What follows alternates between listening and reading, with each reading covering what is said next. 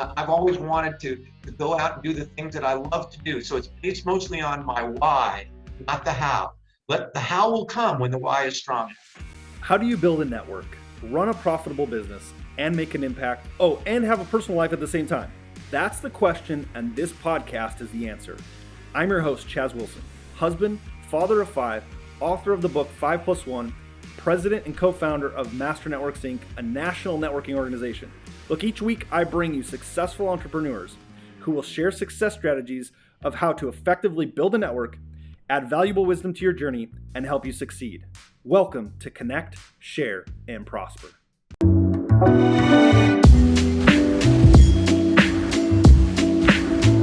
Hey everybody, welcome to Connect, Share, Prosper. This is episode 89. I'm super excited today. We're gonna have a fun show today. So if you're listening, make sure you share this. Make sure you take notes. But send this to somebody. Tag somebody in this post that needs to be on this podcast today. Make sure you share it. And subscribe to our Master Networks channel, because every Monday, noon Central, I bring you special guests like we have today who share their success, their wisdom, the ups, the downs, to share that experience with you to help you be a more successful entrepreneur, to leave legacy beyond the business. And my special guest today, we were joking before we went live here, I've got to give Brian, I already messed it up, Brian Biro's bio. Here we go.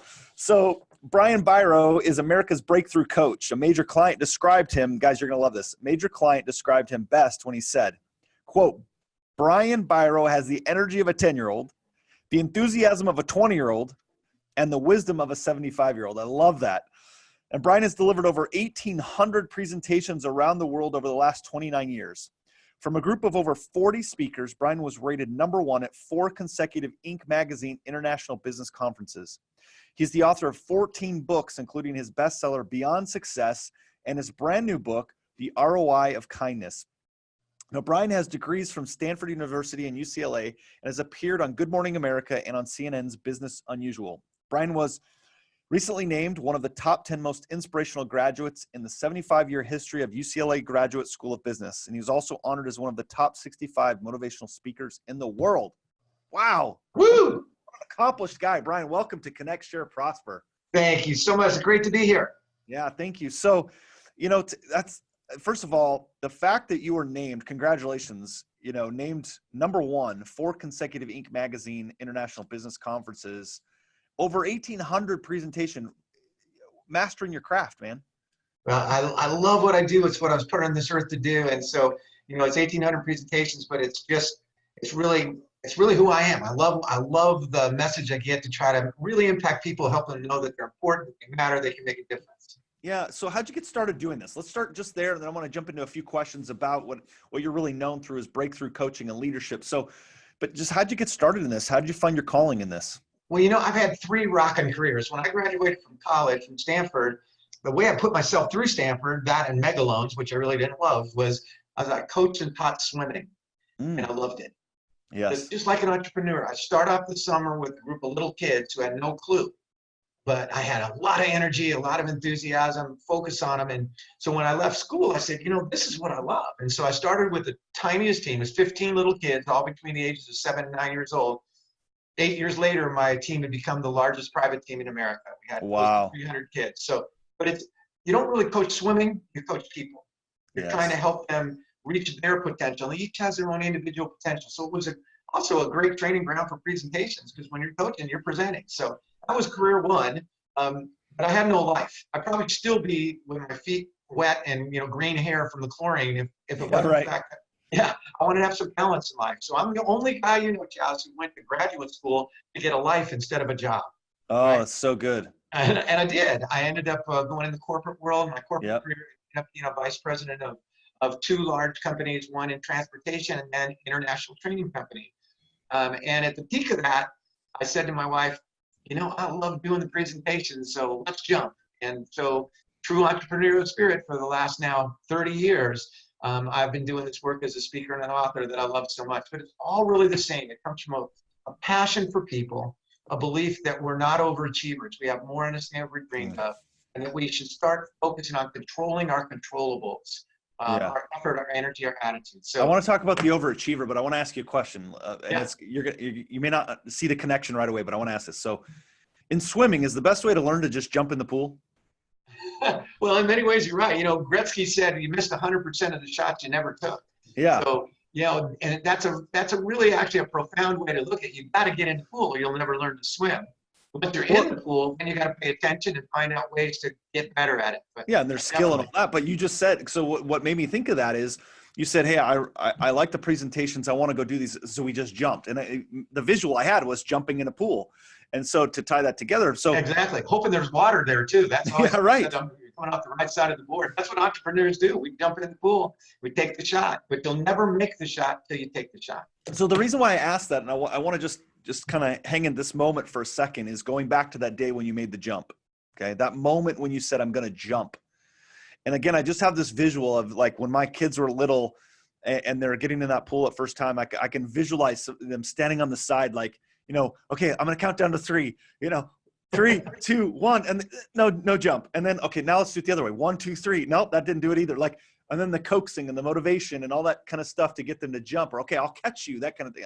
Everything I could do to make that happen. So, right. So you have this moment where you've got to jump. And I think in business, a lot of people right now I know who've come to our workshops, part of our programs, who've given feedback, they know they need to jump to something. How do you make that? How do you have the confidence to jump? Because you don't know if it's going to work out. How did you do that? Well, you are hitting everything that I teach. It's about, from fear to freedom, from failure to faith, from ego to we go, from good to great. No, I love it. You're going to have fear. All right. But it's not, and that fear can be a good motivator. But you must come to the place where you go, I don't have to know how to do it. I have to have a passion to get it done. And I remember the moment, it's so fun that you brought up that moment. I remember the moment, and I remember saying to my wife, honey, I'm not sure how to do this, but I know I can do it. I know I'll get it done. And it was that little shift, because the uncertainty is not going to be, you're not doing it yet. It's doing something you didn't know you could do. But it's deciding that you're going to choose faith over fear. And many people in their lives, there's a knock at their door. They open the door, there's 2 people there, one named fear, one named faith. And too many people slam the door on faith and let fear walk and rule their lives. So I from the beginning, I've always wanted to go out and do the things that I love to do. So it's based mostly on my why, not the how. The how will come when the why is strong enough. It's interesting too. You say this, and I'm maybe going down a path we can end it right here, just a statement. But it makes me think when you say those 2 doors of faith and fear, right? It's interesting that so often we'll doubt very easily and quick the faith piece in ourselves. And many times we don't doubt the fear. We just accept fear. What about just doubting our doubt? What about doubting our fear? Why isn't that the default? That would be brilliant. The truth is that we are kind of conditioned to look at the obstacle, the barrier, the fear. That's what sells tickets to movies. That's what's on the news. We're looking for the obstacle instead of the breakthrough. And that's really what I want to help people do, is shift and start focusing on, we'll talk a little later on. I've had close to 500,000 people break boards in my programs. The greatest metaphor is the front of the board and the back of the board. Most people focus on the board.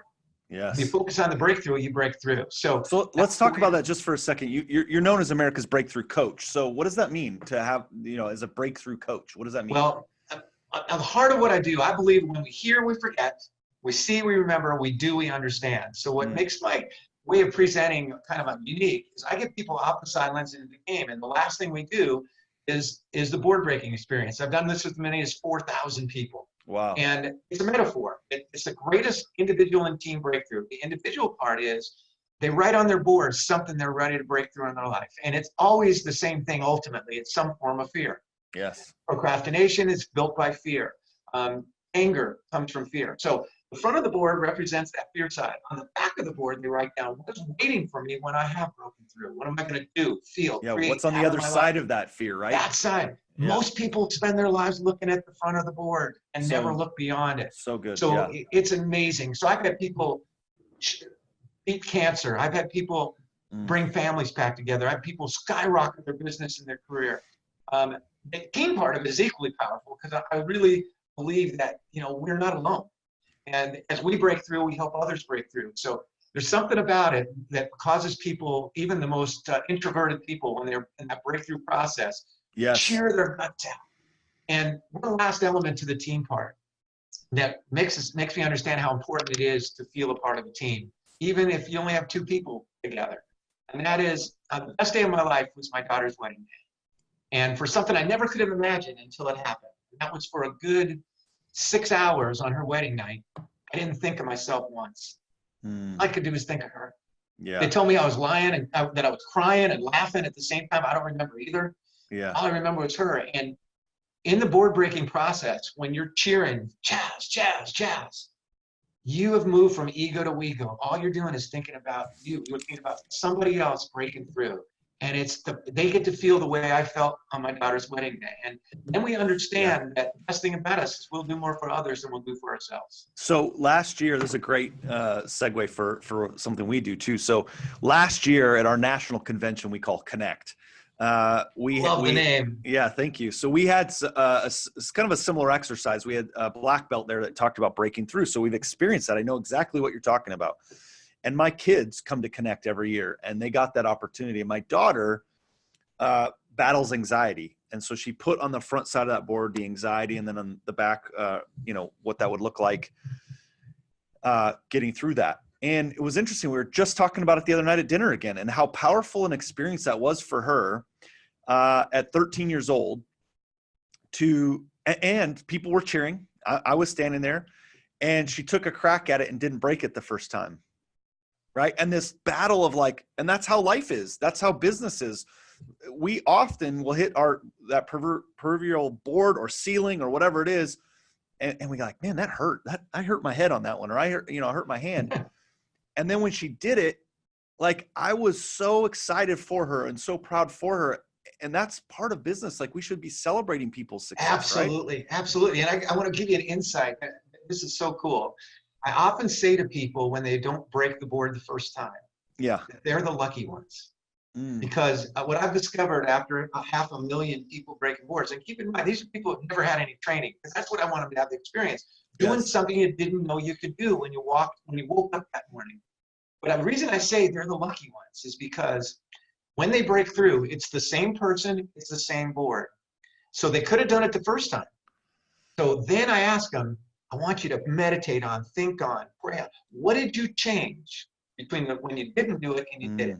And then apply it in your life. And it's uncanny how accurate it is. They do the same thing when they meet that real barrier in their business, that real obstacle, to make the simple change. And they usually are the same thing. I was going to say, that thing they change is the same. That thing they changed that got them through the board when they did. Usually it's a hesitation. It's a focus for a second on the obstacle. I can see it in their eyes. Because as soon as someone looks at the board is not going to break. You got to look beyond the board. You got to look at where you're going. All right. And if you don't, you're gonna discover the board. So it's a amazing process. And that's one of the messages is that my mentor was the greatest coach of all time. He wrote the foreword to my first book. His name was John Wooden. John Wooden, the UCLA basketball coach, greatest person I've ever known, actually. Yeah. He said that success is peace of mind, and it comes from knowing you've given the best of what you're capable. So what he said is focus on what you put in, and that's how good things come out. Most people try to focus on the result instead of what they control, which is their movement to the result. So it's interesting. It's interesting you said, quoting John Wooden, that basically success is peace of mind. We had a workshop here yesterday, and I asked the question, what is success defined by you and each person?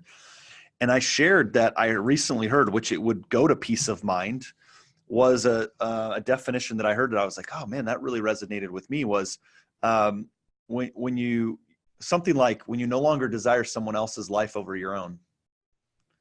Cause this comparison thing right now. And I think as leaders in business, right, we're constantly comparing to another leader or to this person or that business or this business. And I think that can be, in some ways you can use it as a motivator, but in other ways it can be very detrimental to the journey of business. It absolutely is. In my first book, Beyond Success, one of the cornerstones was we got to stop comparing. In my own life, this will sound a little bit odd, but my life changed radically with the change of one word in the way I was approaching my life. Okay. I grew up in a family where I was always trying to be the best at everything I did because I wanted my dad to be proud of me. And he was the kind of dad who was, I love him dearly, he's still with us, but he never really had a compliment to say. He was he was tough. Yeah. And I thought maybe if I'm great, then I'll say I'm okay. But he couldn't do it. But it turned into this. I had to be the best at whatever I did. I was no fun to play with because I had to win. Mm-hmm. One day, at the darkest moment of my life, I realized that had how I've been living my life. It's all about comparison. And when you have to think about being the best, compare yourself to others, it's the only way you can do it. It's never good enough. If for a moment you feel good enough, then the next you're worried about not being good enough. I switched from the desire to live my life approaching trying to be the best, wanting to simply be my best. And that transformed everything. That's about focusing on what I control, my effort, my energy, my focus. I don't control what happens, but I do have control about how I respond to it. And so that was a total new trajectory in my life. Yeah, and that's what I teach. That comparison is a failing formula. It just is. There's no way around that. I think that kind of makes me think, and that peace of mind of living that kind of, I know at times you talk about from stage and in your training and stuff about kind of having that peace of mind and also a richer life, and just sort of those things that, especially I think in business, that's something that people struggle with, that balance of being fulfilled in both business and personal life. What tips do you have to how people can create that kind of that richer environment, that richer life that I think a lot of business owners are seeking? Well, I really think there's three main things that you can focus on, and these are controllables. These are not outside of yourself. You can work on these. You can improve each one of them. The first is to understand that your energy is your choice. Most people think about their energy. When it comes to human performance, everything is energy. Yes. But most people think about their energy like they think about the weather. It's like, man, I hope it doesn't snow for the trip back home for the holidays. That's the way we think about our weather. Hope I have enough about our energy. Hope I have enough energy to make it through this crazy day with all these calls and these meetings. But energy is not like the weather. Energy is absolutely, positively, magnificently a matter of your choice. And why is that so crucial? Here's why. To your team, to your customers, to your children, your energy is your example. People won't remember that much of what you say, no matter how well you say it, and they'll never forget your energy. That's what I picked up immediately from you. Right away, before, just the way you started the show, it was energy. I felt like I like this guy. He's got an energy that speaks to me. So I will remember that more than anything we say. So how do you develop your energy? Simple formula. Look at your energy on a 10-point scale, with 1 being comatose and 10, the way you felt when your daughter broke that board. Yes. All right, that's 10. Okay. Here's the most powerful, I call this the $1 trillion question, and it's pivotal to your leadership and your business. When you think about that 10-point energy scale, this is a life-changing, business-changing, family-changing, health-changing, you-changing question. On that 10-point energy scale, where have you been living your life? Say that one more time. Say that one more time. On that 10-point energy scale from 1 to 10. Yep. Where are you living your life? Where are you living your life? Okay. 6.5, 7.0. It is a dynamite. That's a great question. So meaning where am I living my life on this energy scale? So I'm ranking my energy 1 through 10. That's right. Do it for 30 days. Make it a process over 30 days each day. Wow. Where would I live today? And unless you're living at 15 on a 10-point scale, then the question is, how can I start to elevate my consistent energy? Yes. It'll go up and down, but my average. And there's 2 simple ways. Number 1, change the way you move. Move, yes. Your energy is created by the way that you move. Anytime you've been your best, you move distinctly differently than when you've not been your best. Your position, your facial expression, your movement. You can change your movement. I agree. Number 2, and most important of all, every day focus on your purpose. Whenever you're full of purpose, you are full of energy. At every event I go to that I speak, I bring with me a big photo of my family. Yeah. They are my purpose. They are my joy, more than life itself. I show it to the crowd, but that's not why I bring it. As much as I love, as beautiful as they are, I don't take it to show them. I bring it with me to show me. Yes. The last thing I do before I speak is I take time with them. I'm present with them, and it changes me. Yes. It doesn't matter how many flights I miss. It doesn't matter if my knees ache. All that matters once I get clear that if I don't give them my best in that audience, I'm not giving my family my best. I simply can't do it. I'm going to give them everything I've got. So yes. Purpose, movement, and they're connected. When you're full of purpose, you're full of movement. Well, it's not much unlike going to the gym. I think often I'm I don't feel like it. This morning was one of those. I didn't sleep well, So I woke up and my mind was already going through the excuses. Wow, you could just sleep one more hour. You'll feel better if you sleep one more hour.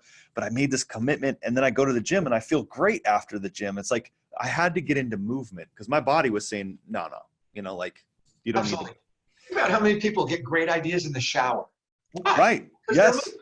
Yes. Life boy going on. So number one key to that, ask that question about how to really escalate that life, build a richer life, a life both internal and professional and personal is start to take command and control of your energy.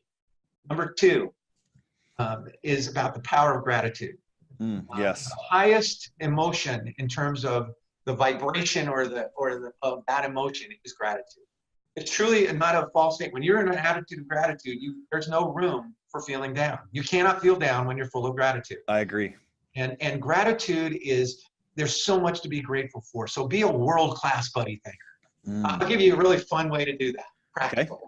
Just remember the television network E.S.P.N. Okay. Right?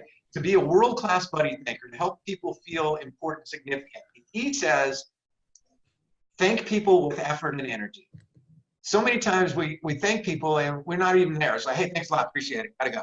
Yeah. But stop in a second, think about them, really, grab their hand, say, hey man, thank you so much. Put a little higher on that 10-point scale, higher energy. But the E in ESPN also means thank people for their effort and energy and not just their results.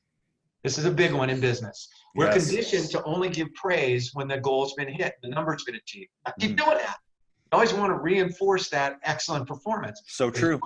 You want to be a master of people builder, then focus and appreciate people for their effort, their energy, their attitude before they get to the results. Why? Simple truth.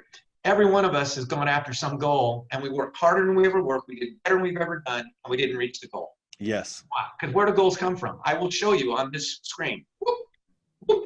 Goals are vision. They're imagination. They haven't happened. Yeah. So if you wait to give people a recognition until they hit the goal, you're going to take them for granted. I agree. People take them for granted, they leave. All right. However, when you thank people for their effort, their energy, their attitude, even before they get to the goal, guess what? They'll produce more results because now they're focusing on the very things that produce results. So John good. Wooden, again, my mentor, 27 years at UCLA, never said the words winning or losing to his players. Never said the words. Did he want to win? Oh, yeah. But what he wanted most of all was them to focus on their effort, their energy, and their attitude. And that's what he did. So the E in being a world-class buddy thinker, thank people with and for effort and energy. S, the power of surprise. Okay, tell me more about that. Yeah, surprise is the super glue of impacting people, the most transformational tool in your people building toolkit. Why? Because it stays with you. So give me an example. What do you mean? So next Tuesday, you walk into your office and I've sent you a handwritten card. Now, the first thing you do is you go, this is handwritten. Yes. And you think, well, wow, it took some time. It was personal, or else maybe his computer's down. But basically, hey, that's pretty cool. It's right. So it's surprising just because today there's no handwritten cards anymore. For sure. Right. The next thing you'll do in your mind is go in, it's not my anniversary. It's not my birthday. It's just Tuesday.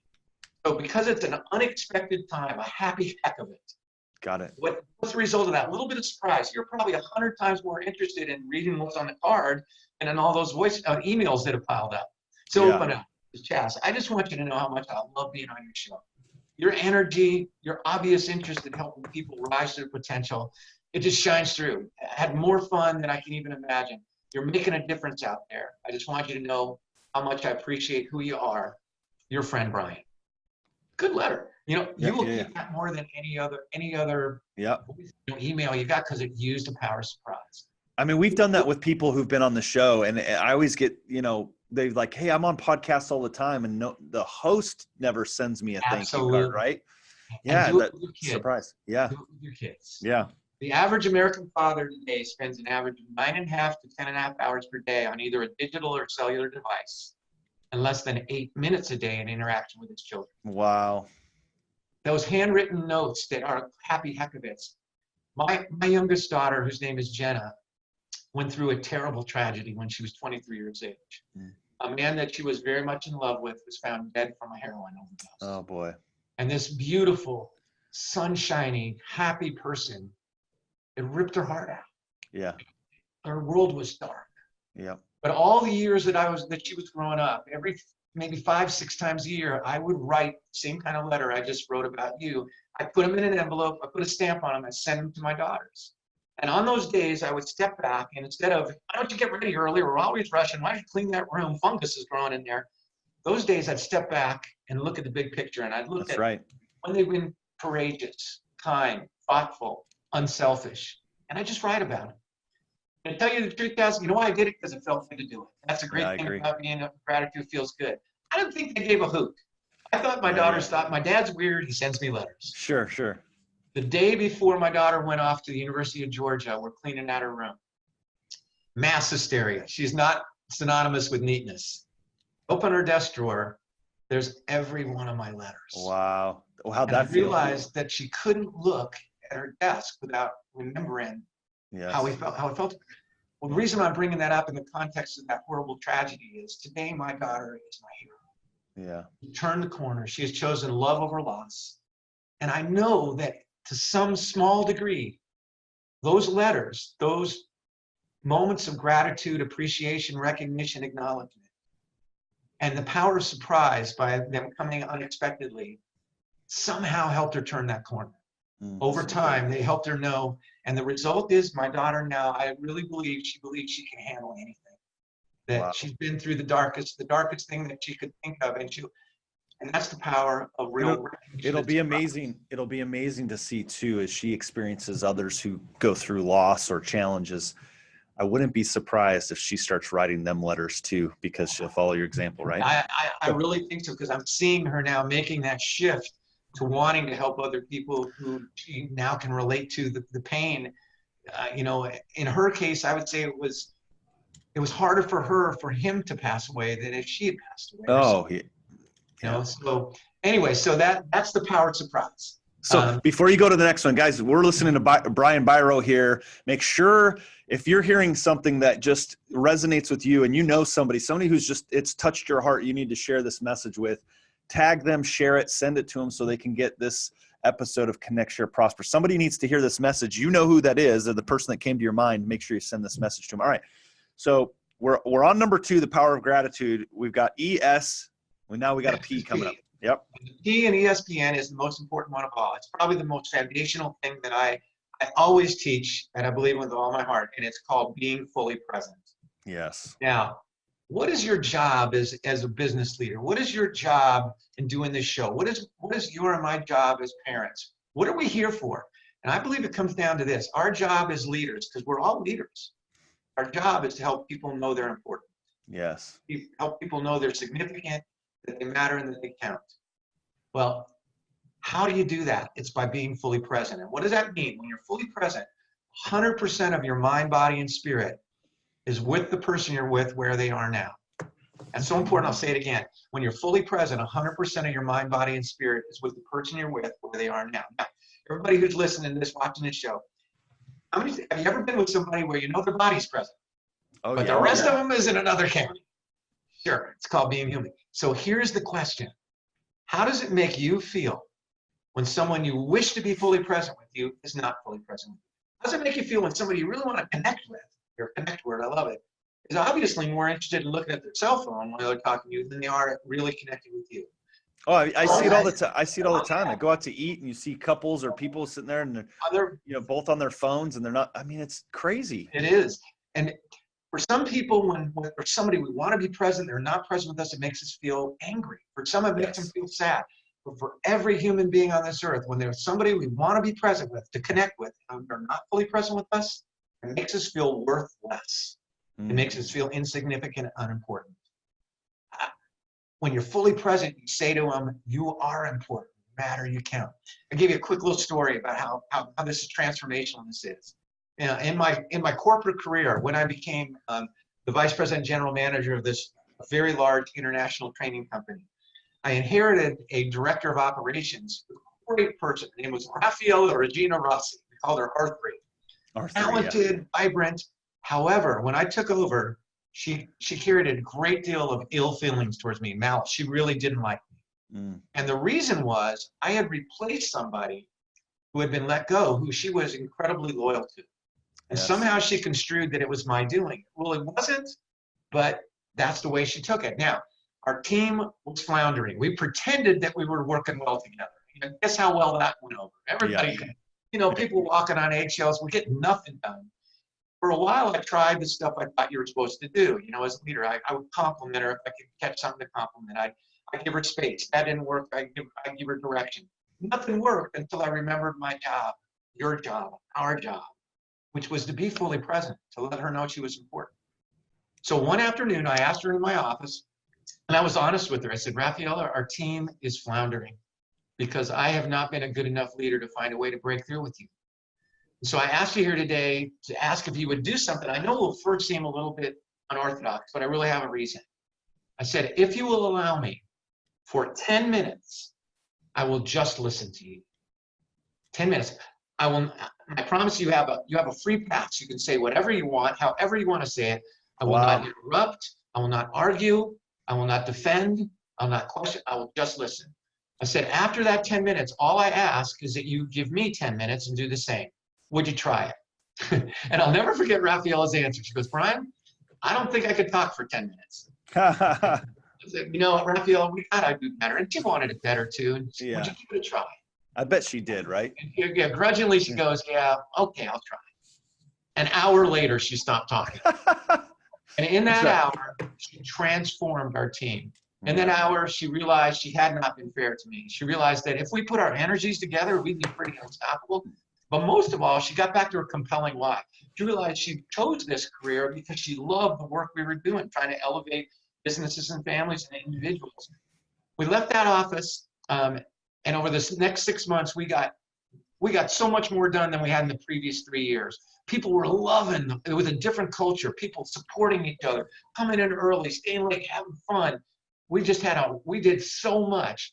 And, to this day, 35 years later, she's one of my great friends, even though she still owes me 10 minutes. I never got my 10 minutes. Yeah. I was going to ask. So you answered the question, but I mean, what a powerful thing as a leader for you to be present, but to open up the opportunity for her to be present. It's one thing. See, the magic for me in that story that I'm taking away from it is, it's one thing that you were present. You said, hey, I'm going to be here. I'm going to listen. But you allowed her at the same time to be present by giving her the 10 minutes, and she took an hour. That's great. She was really present, but you created that opportunity for her. So what a powerful thing. So I'm going to recap, right? The E.S.P.N, it's the effort, right? That thankful effort of thanking them for their effort. And with effort and energy. Surprise. I love surprise. That's a great, and you talked about the handwritten note cards, but that could really be a skill of, you have to be, I actually think it's going to take being present too, to know how to surprise somebody, right? You're so sharp, because presence underlies everything. It's the secret behind all the secrets. So very, very, very sharp. All right. What's N? And N is now. You got to do it now. There's people that you lose your energy around. Take charge of your energy now. If there are people you haven't been present with, where your phone is more important than your children, put the dang phone down and spend time with your kids. So true. So now, see, I love this, because every day we travel the same route, and we get to a Y in the road several times in the day. And the Y has two directions. One side says as soon as, the other says now. And the truth is, as soon as looks like a safer road. It's well lit, there's no bumps, there's no potholes, looks like a piece of cake. Now is a little scary. It's got a few lights out, a few bumps in the road. But let me put it to you simple. If you continue to choose the road called as soon as, it is a direct road to never. Do it now. You can change right now. Some people think it takes years to be more present. No, it takes a choice. It takes a moment. Well, my daughters actually did what I said. When they were 8 and 3, they came in my office one night when I was supposed to be tucking them in, and they looked at me in the eye and they said, Daddy, do you love your phone more than you love us? Oh, boy. It changed my life. Yeah. And it gave me a compelling why, and it was to be fully present. That's where this whole came from. And my whole, if I can help people be a little bit more fully present, they're going to communicate to everyone around them that they're important, they matter, that they count. They're going to have more of those moments that life is about. And they're going to build trust at a whole new level, because you can't fake being present. People know it right away when you're fully present, when you're not. So energy, power of gratitude. What's number 3? Being fully present. And the N is now. So E.S.P.N, thank people with and for effort and energy. S, use the power of surprise. P, be fully present. And when do you do it? Right now. I got it. So maybe I missed something. So the E.S.P.N is how you show gratitude, correct? That is the way, yeah, be a world-class money thinker. Exactly. So we have energy as a choice, power of gratitude, and then you said there was a third one. And the third one is one that was a subset of the second one, and that was being fully present. Be fully present. That one needs to stand alone. I love to put it this way. The past is history, the future a mystery. Yes. The gift is now. That's why we call it the present. That's right. It's the ultimate gift. It is the way that we communicate to people that they really matter. The Gallup people every year do a poll, and it's not political, but they look at the state of the American workforce. Yes. And what they're looking at is the level of engagement. So every entrepreneur, what you want is great people being fully engaged. Well, every year it breaks into 3 categories. So I'll give you the 10-year average, and I'll let you guess on this so we have some fun with this. Okay. So it breaks into 3 categories. So what is the level of engagement of American employees across all industries? Small companies, individual entrepreneurs, on up to the largest companies of all. The first group are the ones that are going to build success. They're the performers. They're called the fully engaged. And they have a mantra. And their mantra is, and as I'm saying this, think about your own team, all right, and be real with yourself. Yeah. So their mantra is, oh yeah, we got a lot of changes coming. Could be tough around here. We're going to have to really dig deep. Oh yeah. What percentage of the 100% of total employees, all industries, this is like a 10-year floating average, would you say are, oh yeah? My guess, just real quick, 20 to 25%. That is brilliant. No, every time I ask that in a seminar, I hear 1%, 2%. I always say pessimist. 24%. Brilliant. Fantastic. Right there. Okay. So the second group are called somewhat engaged. Okay. Now, when they're somewhat engaged, that means they're also somewhat not engaged. And they have a mantra too. And you got to be honest, you hear this one. Their mantra is, okay, things are going to be great around here. Okay. Things are going to be terrible. Okay. Yeah. What percentage would say are okay? I would say 35 to 40, somewhere in there. 49%. Okay. 49% are okay. And so as a mathematical genius, we've already figured out there's 27% left. And they are called the actively disengaged. Now, I have a different name. It's a little bit blunt, but it's pretty accurate. I call it cancer. Yes. And actively disengaged employees have this mantra. Hope you never hear it. Oh no. We got some fantastic changes coming around and we're going to do some great initiatives. Oh no. Yes. Here's the key. That means 76% of your competitors, of the businesses you patronize, 70% of the people that are out there making this business world happen are either just okay or oh no. I agree. If you want to transform your organization, whether it's you or 20 people or 2,000 people or 200,000 people, you've got to turn that upside down. And that's how you do it. Those 3 things: energy, appreciation, gratitude, recognition, and being fully present. Man, first of all, Brian, so powerful. I know we could go a really long time on all this stuff because there's so much wisdom and so much experience you have in helping businesses overcome this. I when you shared those numbers, I mean, I kind of had, like I said, in my mind, somewhere in those ranges, I was a little off, but I love the idea of this because, and a business is often wonder too, oh shoot, so-and-so quit. Yeah, they just made it official today, but they quit on you a long time ago. And they might have started at fully engaged and then went to somewhat engaged and then actively disengaged for maybe a period of time before they actually made it official and said, I'm out. Absolutely. And people get surprised by that. And I love the 3 steps there of energy, power of gratitude. Guys, we've been listening to Brian Biro today, who's just shared so much wisdom. He's America's breakthrough coach. How can people find you if they want to learn more, get to know you better? Where should they go? How can they find you? Well, real simple. Just go to my website. It's brianbiro.com. It's BRIANBIRO. It's got tons of video. It's got shows all the work that I do. I'm at a point in my career where what matters to me is reaching as many people as I can in the time that I have. I used to laugh. You had fun with the introduction. When that introduction was written, it was by the president of the Jacksonville, Florida Electric Authority. And I was like, 40 years old at the time. And he threw out my normal intro, said the energy of a 10-year-old, the enthusiasm of a 20-year-old, and the wisdom of a 75-year-old. And I used to love that, but I'm getting up close to the upper limit now. So it used to be. But my vision, my passion, the reason I speak this may sound a little odd. It's not for the reaction of the audience. I appreciate it deeply. I appreciate that people come up and say, man, this was awesome. It changed my life. I do it because when I am speaking, I'm doing what I was put on earth to do. I feel so alive, so full of energy, so full of service that I'm doing what I'm supposed to be doing. And I'm the person I want to be, you know, that when I'm up on that stage. And so go to my website, you'll see all the stuff you need to know about coming in and speaking to your organization. My books, I love to write, and I've had a blast writing these various books. New one coming out in early 2020 called The ROI of Kindness.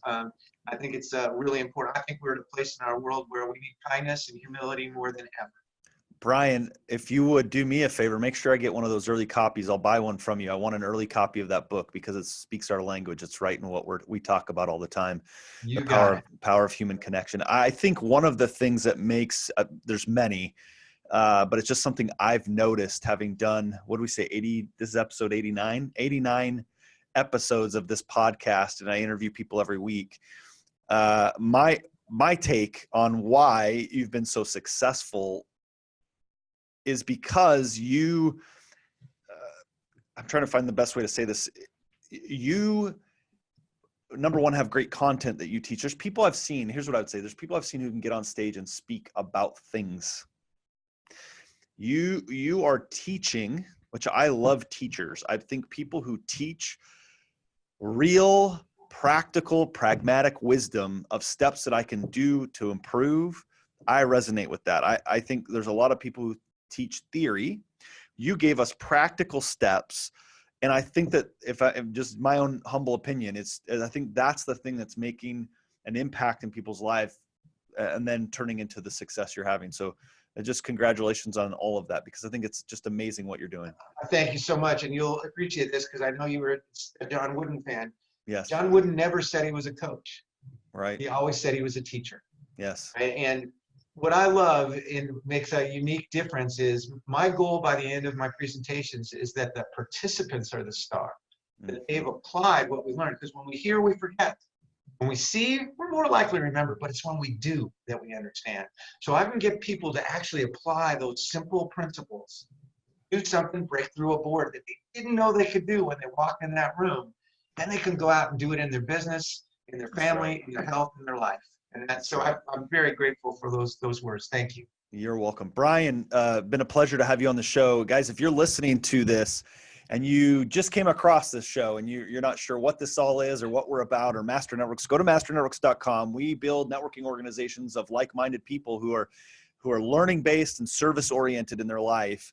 And we put those groups together in local communities of local business owners and entrepreneurs. If you'd like to participate and be a part of that, go to masternetworks.com. Check out more of where we are, what we're doing. If you want to join one of our groups or launch a chapter in your local area, you can find all that information there.